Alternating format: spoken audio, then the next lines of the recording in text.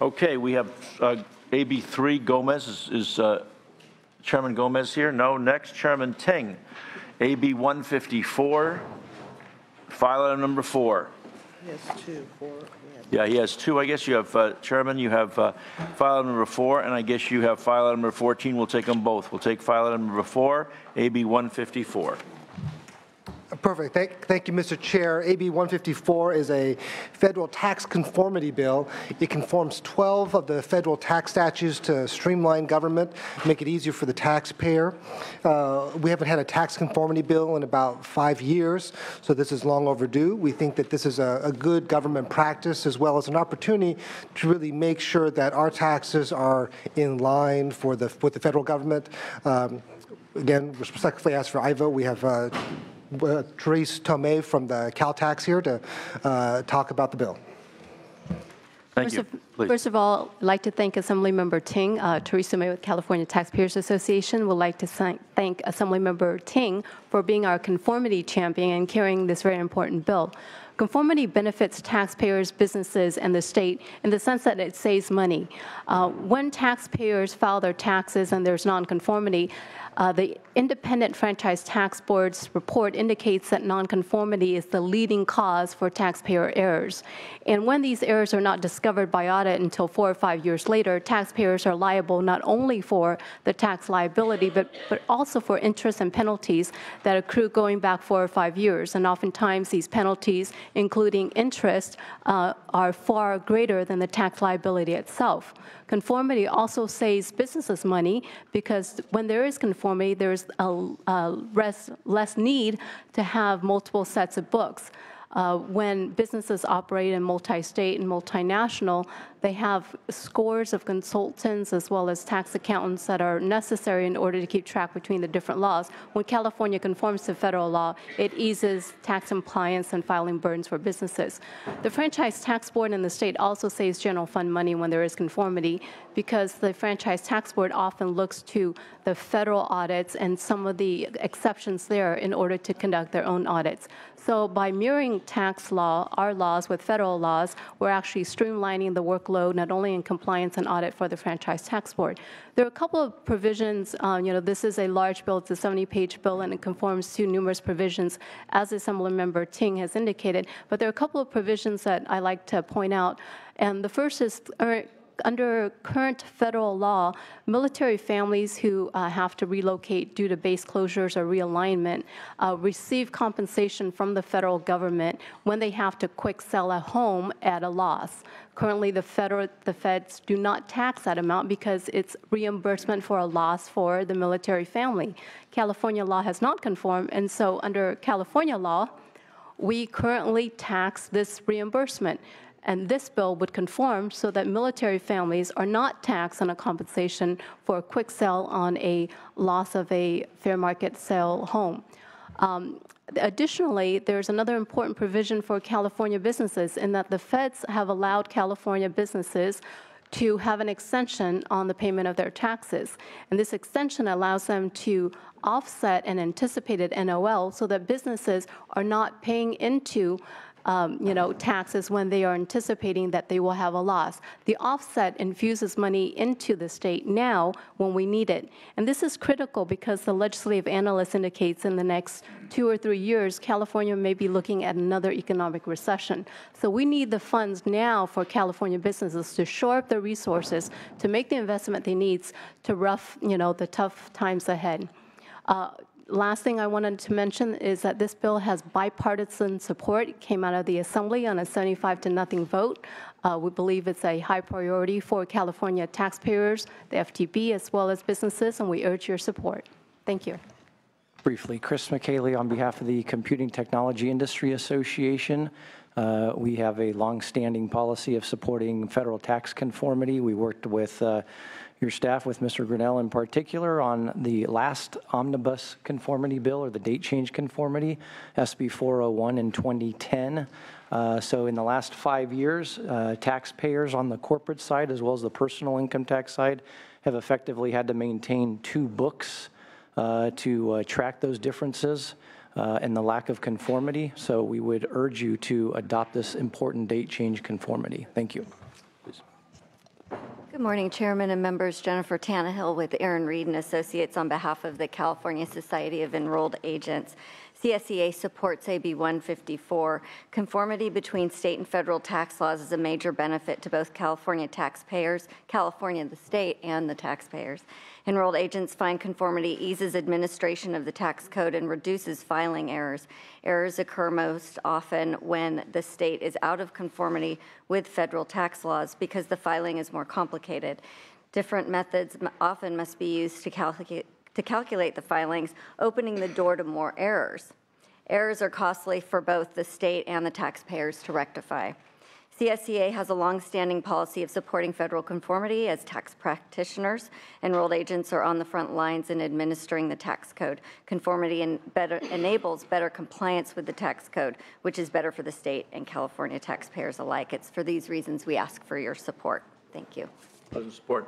Jennifer Burr on behalf of the California Chamber of Commerce, also in support. Jamie Miner, Nimala Pappas and Associates for HP and eBay and PayPal, also in support. So much. Others in support? Opposition?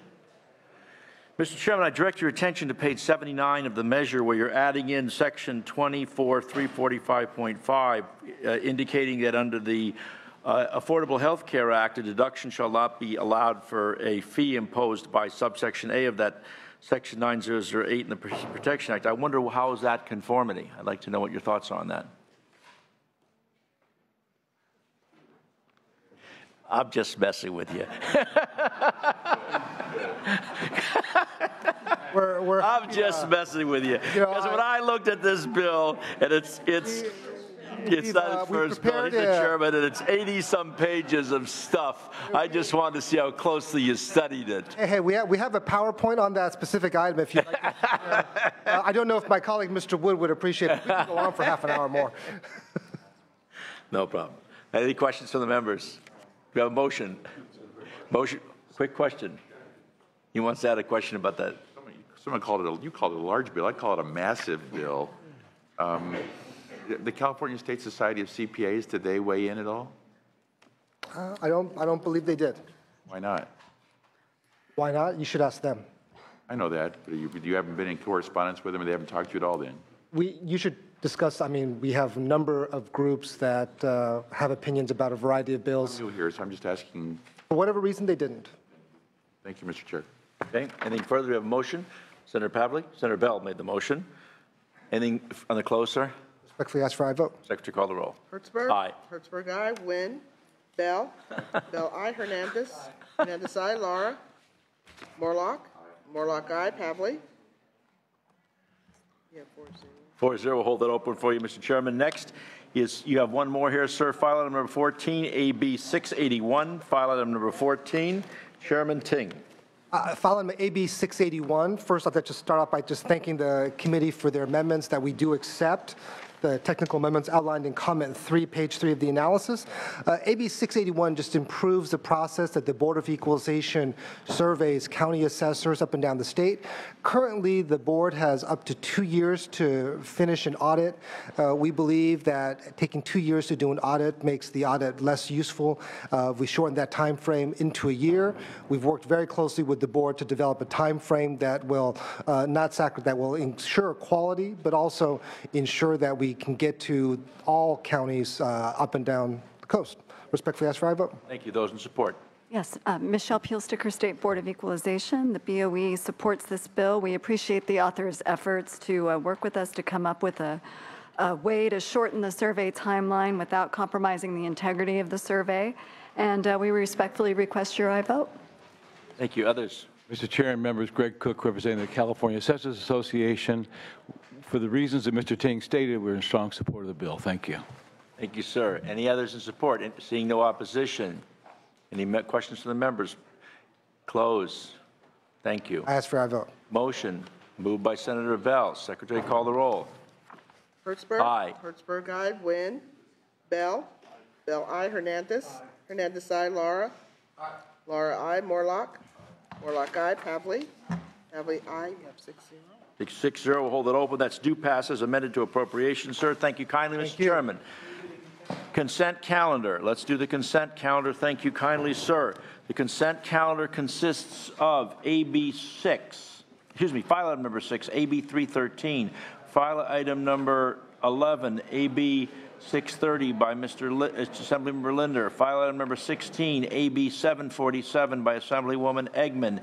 And file item number 20, AB 1032 by Assemblymember Salas. Got a motion by Senator Hernandez. Secretary, call the roll on the consent calendar. Hertzberg. Aye. Hertzberg, aye. Wynn. Bell. Aye. Bell, aye. Hernandez. Hernandez, aye. Laura. Aye. Laura, aye. Morlock. Morlock, aye. Pavley. Pavley, aye. 6-0. 6-0, hold it open for the vice chair. Next file item up, file item number 3, AB 88. Lucky 88, no, Eddie Gomez, I'm sorry, he's passed, he's not here. Oh, he's right here. Next one up, AB Gomez, he's here. I was AB 88. Gomez, sales tax and use tax. I was looking at Assemblymember Wood. Okay, good. Thank you. All right, sir. Mr. Chair and Senators, I'm here to present Assembly Bill 88, which would result in energy and water savings, climate benefits, and lower utility costs for low-income Californians. I'd like to begin by thanking the Chair and committee staff for working with my office on this measure. I will be accepting the committee's thoughtful amendment referenced in the analysis, making it clear this program is prospective, not retroactive. Assembly Bill 88 will provide a sales and use tax exemption for a narrow category of energy and water efficient home appliances. These appliances are provided free of cost to eligible low-income participants in an energy and water efficiency program as defined in the bill. It also requires that all savings resulting from this exemption be used to purchase more appliances to serve more families in need. Programs such as the Energy Savings Assistance Program, or ESAP, assist low-income customers by replacing old and inefficient appliances with energy-saving alternatives at zero cost. The benefits of this program, as they relate to providing energy and water-efficient appliances that would be otherwise unaffordable to these low-income families, are not in dispute. The bill addresses California's continued challenge in the face of this long, lingering drought. We must continue to leverage every tool available to conserve and cut back our water use. AB 88 is one step towards fulfilling this goal. Incentivizing appliance replacement programs will maximize the environmental and energy efficiency of homes, support low-income Californians by lowering their utility and repair costs, and advance the state's climate goals. I have a couple supporters here to speak on behalf of the bill, and I ask for your aye vote. Thank you, sir. Chairman, please.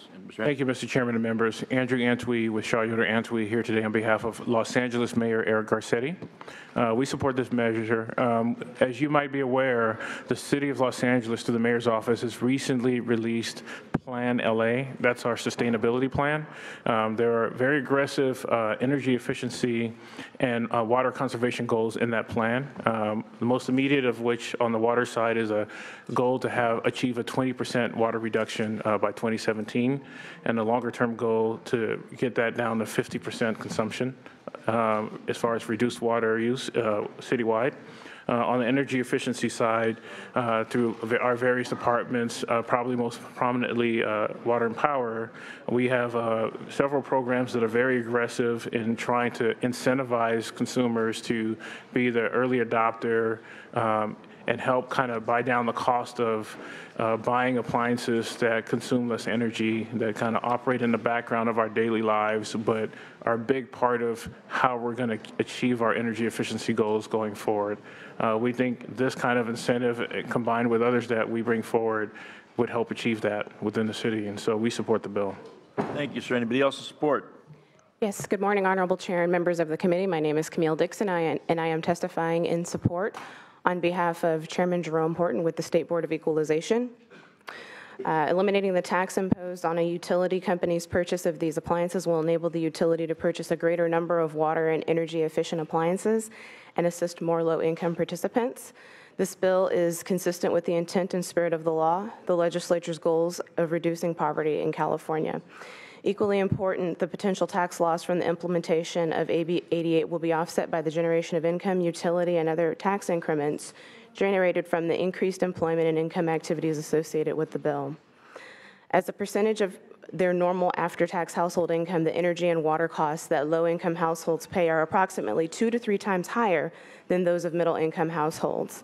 providing energy and water efficient appliances to more low-income participants in federal, state, or ratepayer-funded energy efficiency programs will extend the benefit of lower costs to more families, helping to lift them out of poverty. Thank you for the hard work that you do, and we ask for your aye vote on this bill. Thank you. Thank you. Okay, anybody else in support? Debbie Orrs with the Community Water Center in support. Thank you so much. Kyle Jones, Sierra Club, California in support. Thank you. Teresa Bowie with Californians Against Waste in support. Thank you. Michelle Peelsticker representing the full Board of Equalization in support. Thank you so much. Kelly Dale on behalf of California Land Conservation Voters in support. Hello, Christy Foy on behalf of the City of Long Beach in support. Julissa Garcia representing La Cooperativa Campesina de California. We are in support of this bill. Thank you so much. So Marvin Pineda on behalf of ARCA in support of the bill. Thank you so much.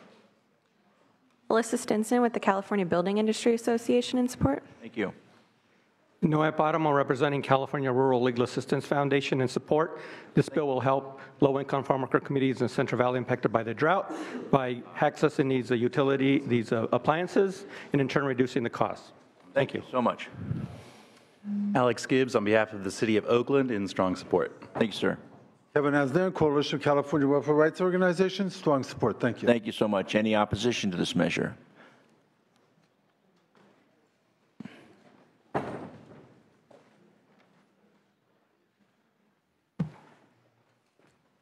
Mr. Chairman, members, Dan Carrig on behalf of the League of California Cities.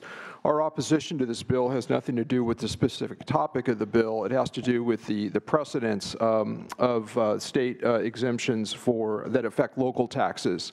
If you look at the sales tax now, with whether it's the local rates, local transaction use taxes, the Bradley-Burns rates, and then the legislature has been designating portions of the sales taxes to the counties for realignment purposes.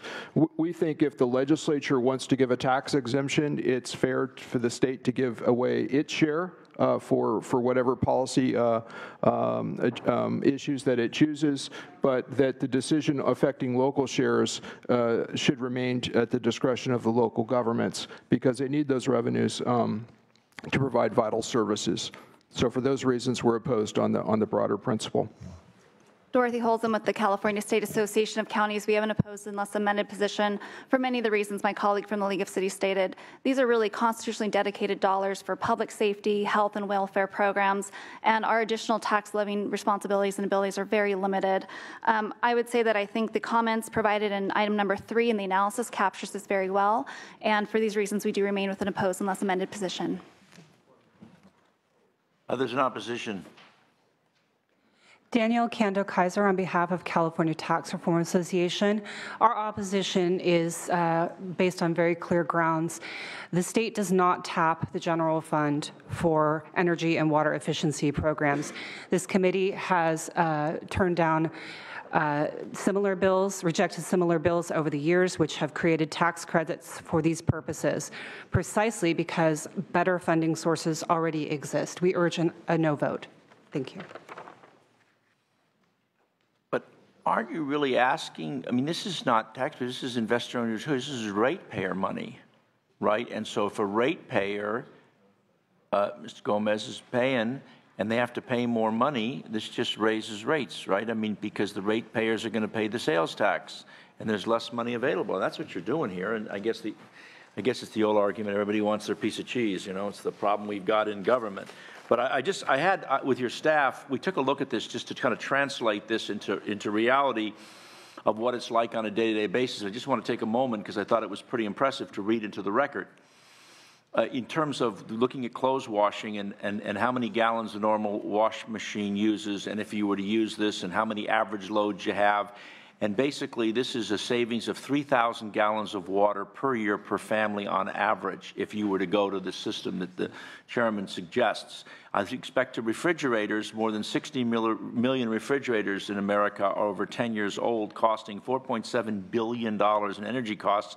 And if we did what the what Mr. Gomez indicates in his measures, you're talking about saving $400 million a year in energy costs and 8 billion pounds of annual greenhouse gases. So when we have a series of public policies that we look at throughout this legislative session and what we're trying to achieve, this is a pretty inexpensive way to impact people's lives on a day-to-day basis and achieve the important public policy goals that we have been talking about in our time frame. In Los Angeles alone, there's 104,413 refrigerators. How we got to 13, I don't know. And we're talking about the savings in terms of washers, just looking at your own county. So this is a significant impact for a very little amount of money. I was kind of stunned by that, so I wanted to read that into the record, because I think when you break it down to the actual day-to-day person costs, it's pretty significant for what impact to other funding sources for government. So with that, any other questions from the members? Yes. Senator Morlock. And did you have something, Senator Laura? Senator Morlock and then Senator Laura. Thank you, Mr. Chair. It kind of harkens back to a memory I'm kind of haunted by, but Sacramento decided we were going to lower the vehicle license fee rate, and everybody thought that was a great idea, except for cities and counties when they said that was our revenue, so the state had to backfill. And I'm just curious, why isn't there a backfill component to resolve this repeating trend of doing great things but making someone else sacrifice financially? Why should the cities and counties subsidize this? I mean, you make a good argument, but where's the buy-in or where's the backfill? I don't know. You can ask the author of that. I have my own opinion, but I'm not going to answer it. Go ahead. Sorry, Mr. Chair. I That's okay. Direct it to you. That's okay. You made a good argument, and I'm just as a representative formerly of a county, it just seemed like you guys have great ideas in Sacramento, but we got to pay for it at the local level, and I'm just trying to figure that out. Well, I hate to break the news to you, but you're now at the state level. You're part of us now, so I'd like to. But listen, it's unfortunate, but listen, it's a $4.5 million cost that it's going to have a tremendous impact on helping reduce energy costs, and also a direct improvement for local, for individuals at the local level. This is folks that can't get we have rebate programs, but they don't have the money to buy the refrigerator or the washer. That's great. I just was curious, what are we doing, to reimburse cities and counties? LA, you're for it. You must have an ancillary program that's helping out, or that you've got just a focus on this. Senator, we do, and the mayor, in addition to supporting this measure, is through the city's budgeting process also committing local resources to this. I think we've made the judgment that this is a shared problem. If we run out of water, it's not just the city's water that's scarce, it's a statewide resource. We've seen through rolling blackouts that if we don't do something to reduce demand on the demand side, not just the generation side, it won't respect boundaries between local and state jurisdictions. And so that's the choice that the mayor's made in Los Angeles. Thank you. Yeah, it really is that. I mean, 73%, Senator Laura, I was going to ask a question. I'm sorry, go ahead, sir. No, I share in Senator Morlock's concern, but I think it really is about priorities. And we do have to also keep in mind that somebody's going to have to pay for this, and some of the cities have prioritized this. I'm glad the city of LA and city of Long Beach in particular. But I think this is, as you were saying, Mr. Chair, weatherization projects and energy efficient appliances are very effective and have proven to, at a greater rate, reduce our GHG. And my question to the author, and I'm proud to support this, is does this differentiate between homeowners and actual renters? And how does this impact renters who, some of the apartment dwellings do not have appliances, so you might have to, purchase your own washer dryer and your own refrigerator. So I'm just curious. Yeah, I don't believe these programs differentiate between a renter and a homeowner. And that's what my understanding was when I decided to take this bill. But the city. Well, we can just make sure that I want to make sure that renters also feel that. Oh, of course, of course. No, that's we'll make sure that that's included. Yeah, because for some reason, sometimes renters don't feel that these programs apply to them, and so I want to be explicit that. Of course, we'll make sure that that is explicitly stated if we need to. Okay, thank you. Yeah. Senator Pavley. Bill hasn't been moved. I'd be glad to move it. Moved by Senator Pavley. And I just wanted to address this large issue just very briefly. You know, 73% of the dollars that the state of California spends reallocates to local money. We spend way too much time looking at who's got what responsibility and who, you know, where the burden is and who has what jurisdictions. What is the impact, for example, on sales tax for the sales of all these refrigerators that now goes to local through Bradley Burns or whatever? What's the impact on health costs where the counties have to pay health costs for adverse impacts? What is the impact on drought where the counties, districts are dealing with water systems and on water recapture or water recycling? We've divided government up so much, and we end up, so when you look at the balance sheet, I think that, and we don't do it, I'm not suggesting that we do, but I do think that anecdotally, when you look at the big picture, there's a whole host of benefits. And of course, what we always learn in this game is that any time you take away a nickel from somebody, we see this in certain folks that testify here, they always want a bellyache about that. When they get a nickel, they want to tell you that they support it, and they don't look at the other side of the ledger. So I do think if you were to look at this holistically and not based on the 4,448 subdivisions of government that we have in California, but versus serving the taxpayer, there are a lot of cross-pollinizations and cross-benefits that otherwise occur that you probably could quantify, but it costs too much money compared to this $4.5 billion the bill's been moved. And we have one question by Senator Pavley. Not a question, just a comment, and I'm glad yes, ma'am. You said what you just said, because we do know, especially people who have a relatively lower income, the money you save on your utility bills, whether it's through weatherization or energy and water efficient appliance, gets recycled right back into the community. This is not right. So I wouldn't be surprised. And also, if you really tie it in with the private sector, who can really promote it, the Home Depots and the Lowe's and everything out there, they can really promote the importance of accomplishing many things. We should ask the LAO to look at that responsibility on the drought, but also the additional multi-benefits, because some of these monies are coming perhaps through Proposition 1 or cap and trade dollars. The Energy Commission is actually having workshops and seeking input on how to relate to disadvantaged communities and promote this.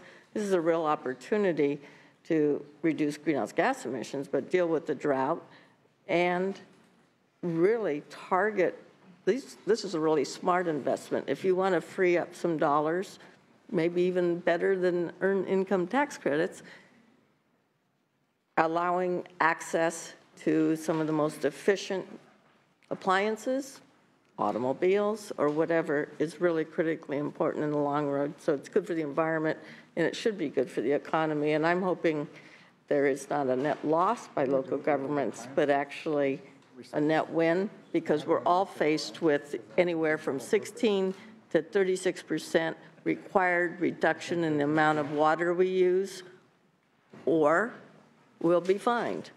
Right. Exactly right. Would you like to close briefly, Mr. Chairman? Ask for your aye vote. Bill's been moved by Senator Pavley. This is due pass, what is it? As amended to approps. Secretary, call the roll. Hertzberg. Aye. Hertzberg, aye. Wynn. Bell.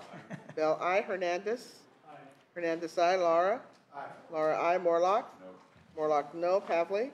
Aye. Pavley, aye. 5-1. I want to hold it open for the absent members.